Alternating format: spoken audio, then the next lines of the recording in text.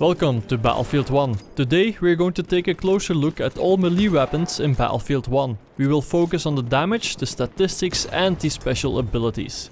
Let's start with the trench knife. One hit to your enemy will cause 35 damage. The speed is 90 and the kill zone is also 90. Now what does this mean? Basically, you won't be able to deal a massive amount of damage with the trench knife. On the other side, it is the fastest melee weapon and you have the biggest kill zone. Just know that you will cause 35 damage when you attack your enemy head on. If you sneak up behind him, you will be able to perform a takedown which will instantly kill your enemy, and that is where the kill zone comes in handy.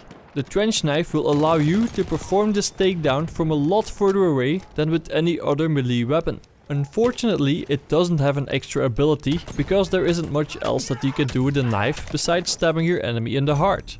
Our next melee weapon is the club. The statistics show that you have approximately 60% of damage, speed and kill zone. The problem with this is that you won't be able to cause 60% of damage to your enemy. If you attack him head on, you will only cause 45 real damage. So there is a small difference between the statistics and the damage that this weapon can deal to your enemy. So from now on I will call this real damage, because the other melee weapons have the same discrepancy. Unfortunately, the club can't deal any extra damage. Many soldiers in the trenches fashioned crude clubs and fitted spikes or other sharp objects onto them to make them even more deadlier. That is how they created the spiked club. It has exactly the same statistics as the normal club, so it is very balanced, but it can also deal extra damage. In this case it is able to damage vehicles as well, but don't expect any miracles.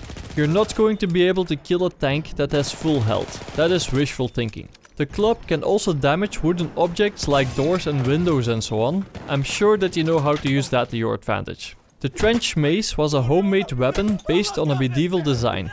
It was often used during night raids where stealth was of the essence. Again, exactly the same stats as the club, so you will be able to cause 45 damage to your enemy.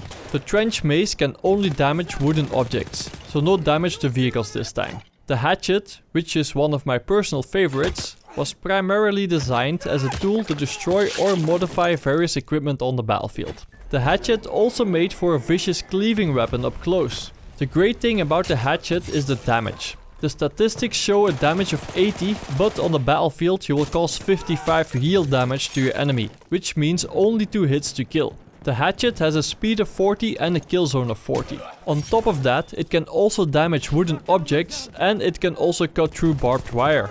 You will be doing yourself and your buddies a big favor to get rid of the barbed wire in the most populated areas. The pickaxe is a very useful engineering tool on the battlefield, and it was also used in melee combat to conserve ammunition or to stay relatively silent. It has exactly the same statistics as the hatchet and it can damage vehicles and wooden items, which makes the pickaxe a very versatile melee weapon on the battlefield. The small size of the shovel made them very suitable for melee combat in the trenches. One edge was often sharpened to make them able to cut into the enemy. It has the same stats as the hatchet, but it can't do any extra damage. I've seen a few Reddit posts where some guys really wanted to have the ability to use the shovel to dig a hole so that they can hide in it. Definitely not a bad idea, but I think it will be very difficult to implement this into Battlefield 1 since the maps are already made.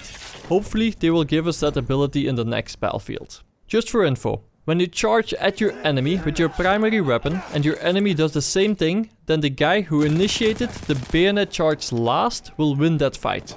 Also know that you can go over rubble and through broken buildings without getting stuck when you charge at your enemy, and be aware of the fact that you can cancel the bayonet charge when you have depleted half of your sprinting ability. Use this information to your advantage. Select your right melee weapon for the right situation and make sure that you slice up everything and everyone. I hope that you liked this quick and easy video. If so, then please give it a thumbs up. This was Fog of Gaming and I will see you on the battlefield.